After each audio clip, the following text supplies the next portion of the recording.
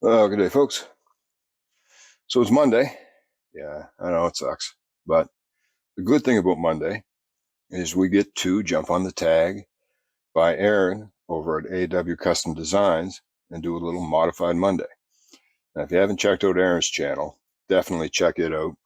He does some excellent knife modifications. He's had a series of lives the last few days where he's been working on one, rehandling and rejigging, and does some excellent work and does excellent leather work as well. So go check him out. For today's Modified Monday, we have got one of the cold steel little mini Tac Bowie. And you can see I've done a little modification on it. So here's the knife. This one I've had for a while. Mini Tac. Cold steel, made in China from 8CR14 MOV steel. Good little, they advertise it as a neck knife. Little bigger than what I would consider a neck knife, but comes in at an overall length of 6 3/4. Has a blade length of about 3.5, cutting surface of about 3.25. A little bit of jimping here at the top, not really aggressive, almost more decorative than functional, I think, in my opinion. It's got a saber grind, swedge, nice little Bowie sweep up to the tip. Blade depth is about a hair over an inch deep, maybe 1.125 inches. So, very slicey blade, very pokey blade. Comes with a synthetic handle with some serious traction. Look there, it's like stacked bricks, but very good traction. Massive finger choil, little bit of a guard, secondary bevel for your second finger.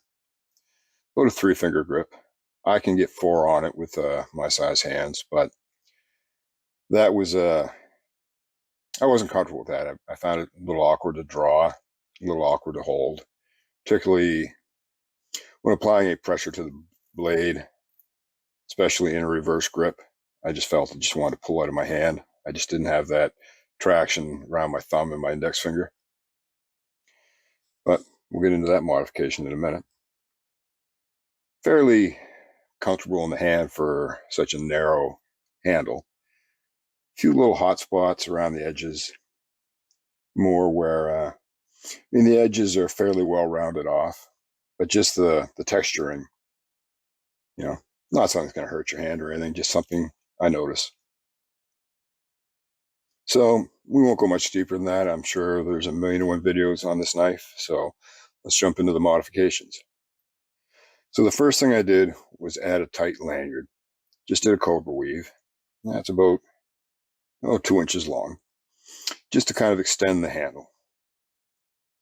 I looped it through both of the eyelets here, just to give it some extra purchase and more stability. If I had just looped it through the one eyelet, the lanyard would flop back and forth. I wanted it to be more of a tang extension, so I didn't want to do that. So I looped it through both. So now I have something I can actually wrap my pinky around and a little bit of a tail. So much more traction on the handle. Gives me a greater purchase.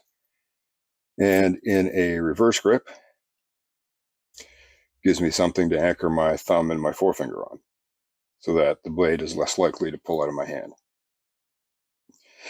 With the big choil there, you've got a good anchoring point, but your pinky finger is your weakest finger. So it's not going to have a really strong grip, unless you get some big beefy hands. In which case, this knife's probably a little too small for you anyways. So you would appreciate that tail. So that's the modification to the knife, just extending the grip a little bit. Now, the sheath is a Kydex or Kydex type sheath. Does not come with a belt clip of any kind. I had picked up an ulti-clip off of Amazon for it. But now this was the only ulti-clip that was for sale on Amazon Canada. And not being familiar with ulti-clips, as I've never needed one before, I grabbed the only one they sell. Does not fit. The rivets are bigger than the holes in the sheath. And from reading the instructions, I'm guessing this was meant more for a pistol sheath than it is for a knife sheath. So I live in Canada. We can't have pistols, so I'll have to figure out something else to do with that. Still wanted to be able to carry the knife on my belt. Now it comes with a long length beaded chain, which I believe was rated at a 50-pound breaking strength. That, for me to have something around my neck, I want it to have a breakaway feature. 50 pounds, by the time somebody's applied 50 pounds of force in that chain, it's hurt my neck. I'm in bad shape. So not something I wanted to wear with it for a neck knife. So I can come up with other options for that. But again, I still wanted it to carry it on my belt. And I figured maybe we can reuse this chain.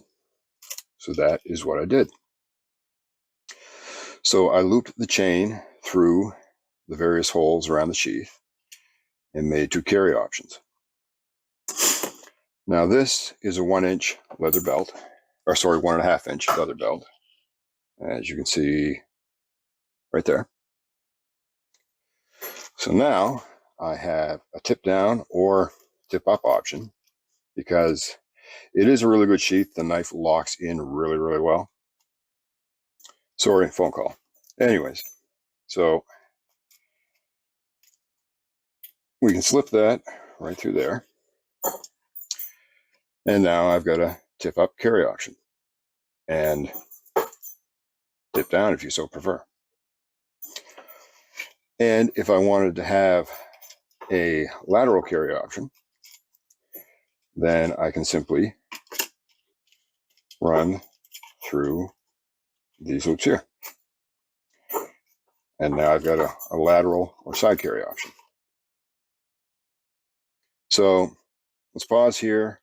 I'm going to put my belt back on, and then I'll try and give you a peek at the 2 options on the belt. Okay, so here it is in the lateral or inline option on the back of the belt. And then you simply draw. And so try and do this while I hold my shirt up. And then lock back in. And drop your shirt, coat, whatever over it. If you're in Canada, don't do this. That's considered carrying a concealed weapon, and that is illegal. But I just want to see if I could do it. And there is your tip down carry option. And of course, reverse it. You've got your tip up carry option. Draw is nice. And back in your sheath you go.